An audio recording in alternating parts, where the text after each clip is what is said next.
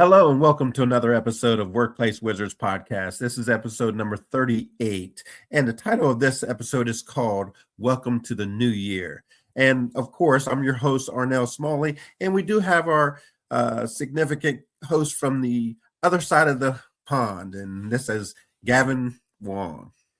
Hi, Arnell. How are you? Happy New Year to you, buddy.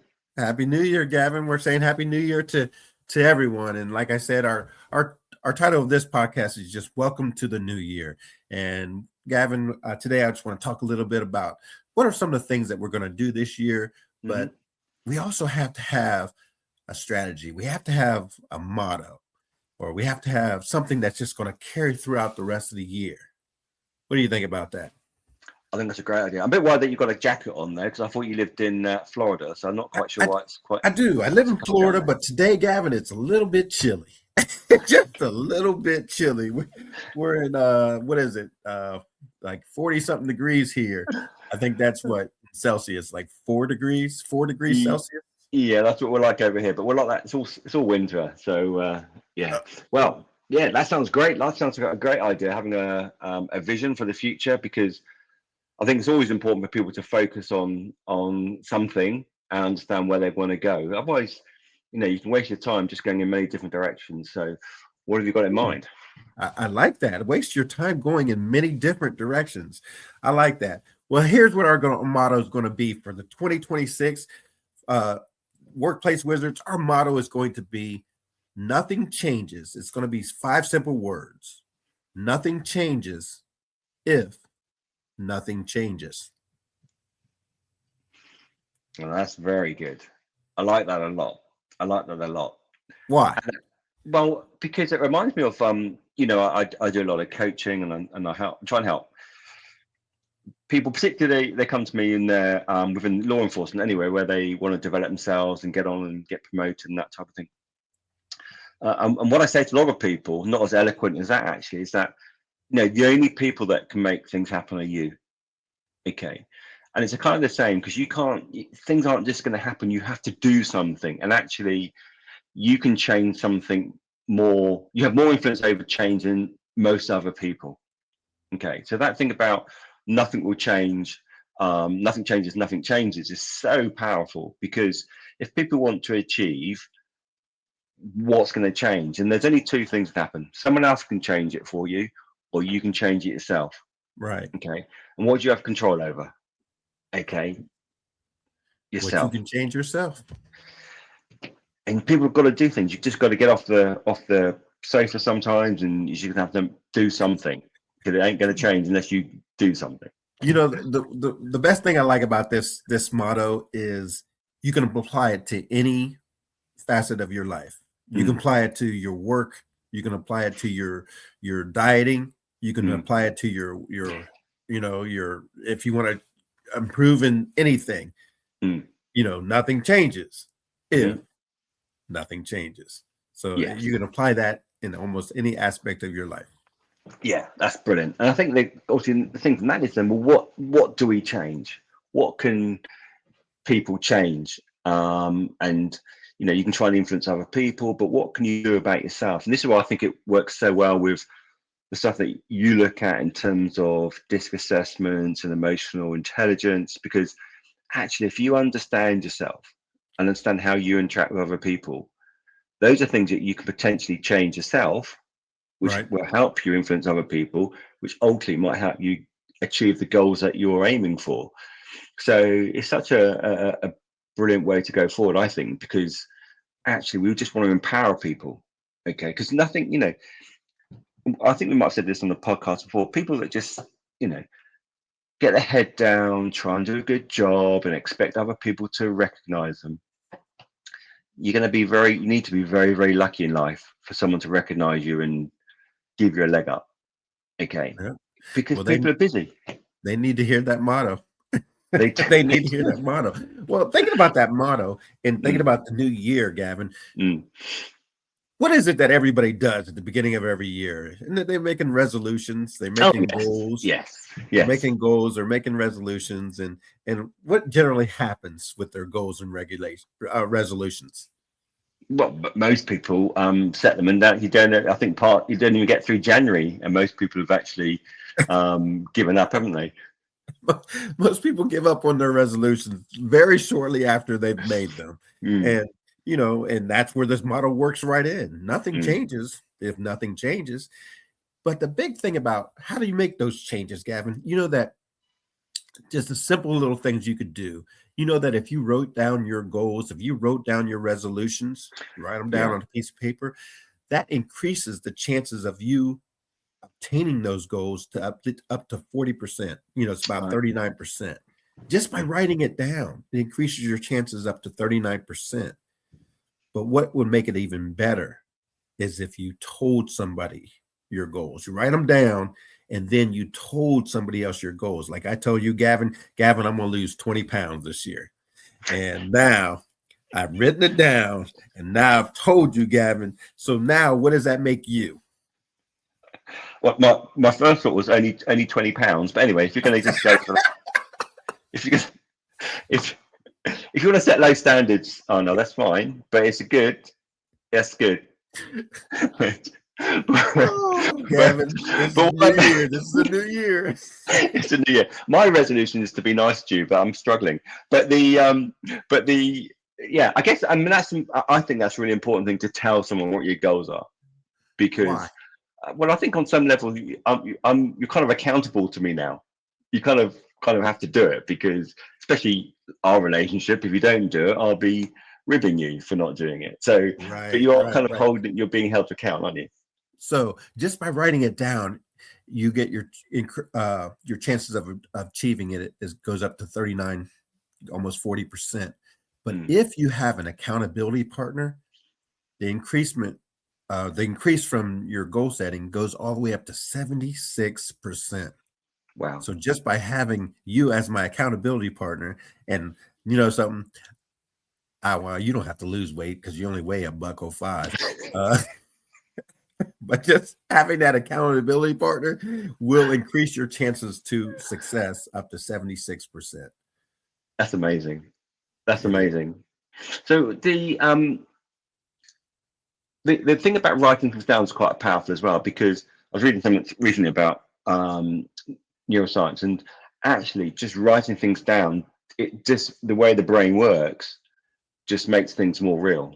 Okay, and it allows the brain to process things better. So that makes perfect sense. But the bit about actually telling someone else, that's really good. I think I love that approach to Right.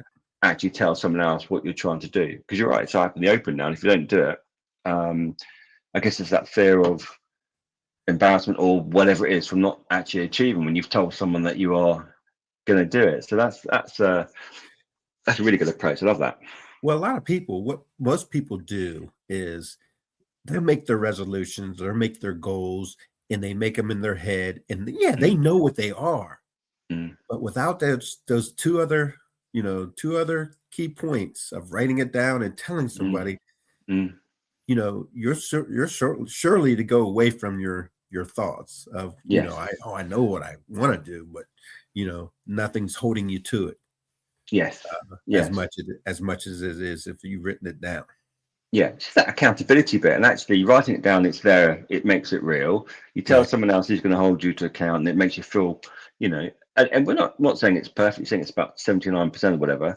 So we're not saying it will definitely happen, but it's definitely better than not telling anybody. Right. You know, and it's really important. And the last sort of 21 whatever percent, there's ways around that in creating habits and tying it into things that you do already. There's ways that you can, the things that you can do to make those resolutions or those goals come true. So, everything you can. Life is a little bit about percentages. You've got to try and just increase the chances of things happening.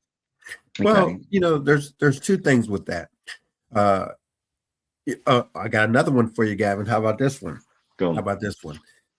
You can't change the people around you, but you can change the people around you. Whoa, hold on. Go on. Say it back to me, Gavin. You can't You change can't. the people around you, but you can change the people around you. Okay. You might you have to explain that one for me. All right, Gavin. Let me explain it to you. Because I know you're wearing a blue shirt and I'm wearing a white one. So I'll explain it to you, Gavin. I'll explain it to you.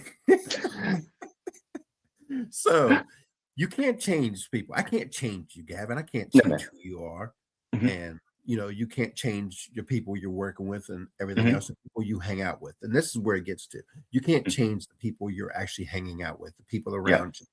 You can't change them, but you can change who you're hanging around with. Oh, right. Okay. Sorry. Yes, absolutely. Right. So yes. You can't change the people around you, but you can change the people around you. Okay. Nice.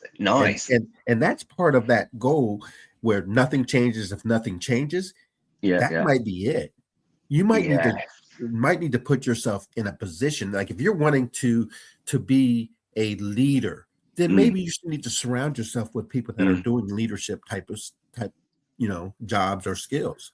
Yeah. If you want to be someone that wants to lose weight or get more fit, maybe you need to change your environment and hang around more people that are in that same mindset of getting fit, working out, and exercising, eating right. That is massive.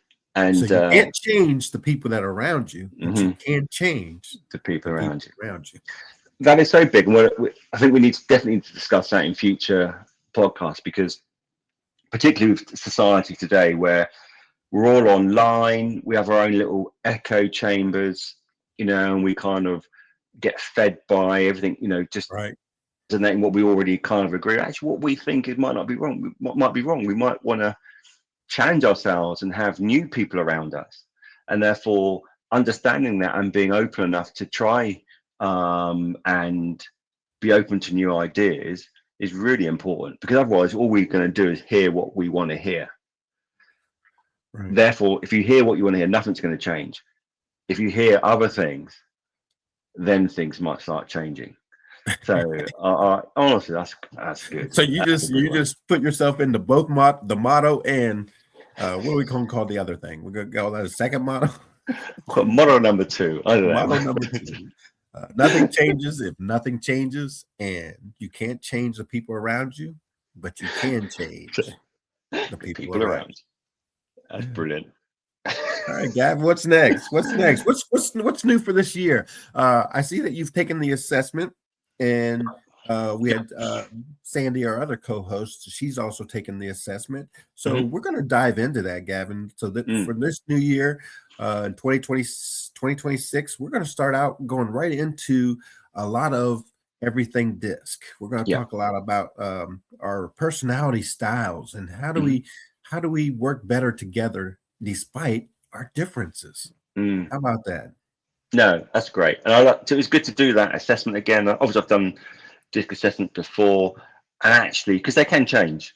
Yes. Your assessments can change, your behaviors can change. So it was good to see where I was now compared to previously. So yeah, it'd be good to talk about that in a bit more detail in due course. How much change did you notice? Well, the main things was I was still a strong S, but a strong I as well. So I'm an SI, essentially. And that was what I was before. But I just need to look at some of the comparisons, because the actually way that's presented is slightly different to where I've been taught around DISC profiles as well. So it'd be interesting to see from that perspective as well. Yeah, but interesting, because I thought actually it was going to change more than it did. Okay. Yeah.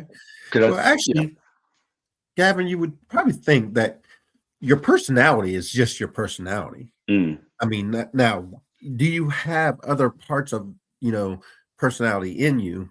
Yes. But your main frame, like you said, like we've spoken before, your main thing is who you are and what makes you. And that really doesn't change. Now, you can become more educated and learn a little bit more about different personality styles and be able to adapt with those personality styles. But your true personality, your true behavior, it really doesn't change that much. I don't see a person going from a high D, such as myself, coming down to a No, I'm joking. I don't see a person coming from a high D Yeah, changing yeah. to an S No, or an S the changing. higher, the very extreme ones, it's hard to change those. But you can change bits. But you're right. I think when I did my previous assessment, I just started a new role. I was very conscious about Mhm. what I've been in my career and what I was doing now, and I wasn't quite sure actually it was a true reflection of me and my personality. But actually doing it again, it is very accurate. So All right. the fact it hasn't changed, you know. Not to cut you off, Gavin, but we're looking at the time. We got to go. Okay. We got to go. Hey, but we're going to continue this conversation and look forward to hearing a lot more from Workplace Wizards. We're going to have some executive roundtables where we're going to invite other HR professionals into our group here, and we're going to have a little bit of, we're going to pick a topic, and we're going to have some conversations where everybody can be involved in that. So stick around and keep up with Workplace Wizards. Find out when these executive roundtables are going to be happening, and make sure you come join in or tune in to watch the roundtable experience. Also, Gavin and I will be presenting our certification, or not actually certification, but the leadership development workshop series. So we're going to be producing that this year, and hopefully you can be a part of our leadership development seminar series, and you can learn more about all the things that we teach when it comes to leadership and management in the workplace environment. So we look forward to seeing you guys next week. And for now, we're going to say so long. Take If care. you want to reach out to Small World Solution, go ahead and give us a text at 754-971-7007. Thank you very much. Bye-bye.